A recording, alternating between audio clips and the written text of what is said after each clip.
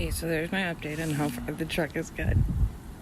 I'm trying to not laugh because it's so fucking hilarious watching him. He literally has made it like 5 feet, if that. Truck was not a 4x4 in Minnesota. What a fucking waste of money. Yep, there's my caretaker. So glad I don't have to do that.